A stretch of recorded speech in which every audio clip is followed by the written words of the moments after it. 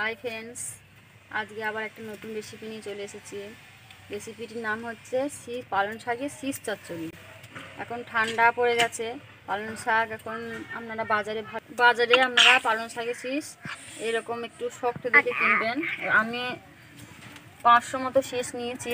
এভাবে শীষটা এভাবে কেটে নিয়েছি। পালং শাকে যেগুলো ডাঁটা হয়ে গেছে সেগুলো আপনারা নেবেন।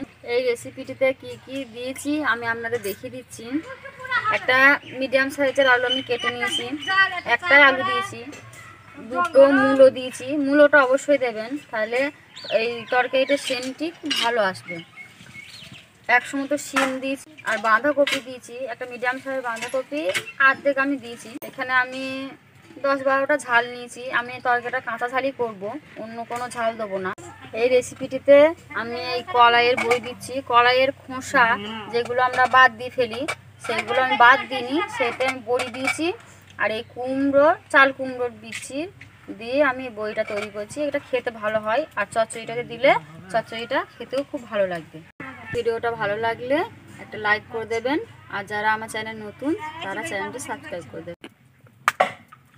তেলটা গরম হয়ে গেছে, আমি বড়িটা আগে ভেজে নেব। বড়িটা হালকা করে ভেজে নেবেন। ফুল আমি দিয়ে দিচ্ছি। মূলোর সাথে আলুটাও আমি ভেজে নেব। শিম আলুগুলো ভাজা হয়ে গেছে, হালকা ভাজা হয়ে গেছে। আমি বাঁধাকপিটা এর মধ্যে অ্যাড করব। এটা ভাজা হয়ে গেছে, আমি এর মধ্যে পালং শাকের শীষটা অ্যাড করছি, সেটা দিয়ে দিচ্ছি। এবার সরষে বাটাটা আমি দিয়ে দিচ্ছি। আমি এখানে শুধু সরষে বাটাই দিয়েছি, এর মধ্যে আর কিছু দেওয়া নেই, শুধু সরষে বাটা। বেশি কিছু মশলা লাগবে না, এটাই শুধু সরষে বাটাটা দিলেই হবে। স্বাদ মতো নুন দিয়ে দিচ্ছি, হলুদ দিয়ে দিলাম, সবজি মশলা দিয়ে দিচ্ছি। কলাইয়ের বড়ি যেগুলো আমি ভেজে রেখেছিলাম সেইগুলো একটু ভেঙে নিয়েছি, ছোট ছোট করে নিয়েছি, সেগুলো আমি এবার দিয়ে দেবো। এই 1 বাটি জল আমি দেবো। চচ্চড়িটা হয়ে গেছে, আমি নামিয়ে নিয়েছি। আমি এবার সামান্য পরিমাণে তেল দিয়ে দিচ্ছি। বেশি তেল দেবেন না, হালকা তেলটা দেবেন।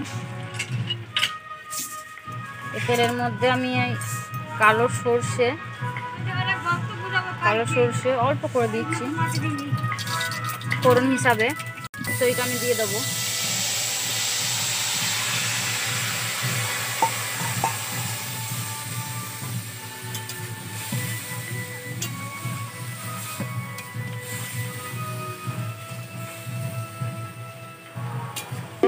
একটু ময়দা দিই, আমি এখানে আটার ময়দা দিয়েছি, গমের ময়দা।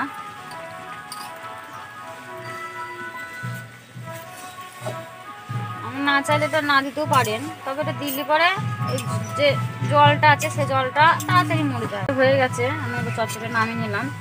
আমরা দেখতেই পাচ্ছেন চচ্চড়িটা কত সুন্দর হয়েছে, আর এর মধ্যে একটুও জল নেই, বেশ ঝরঝরে করা হয়েছে।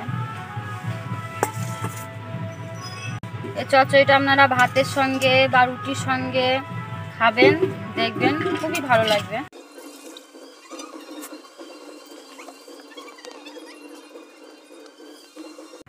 ভিডিওটি দেখার জন্য থ্যাংক ইউ।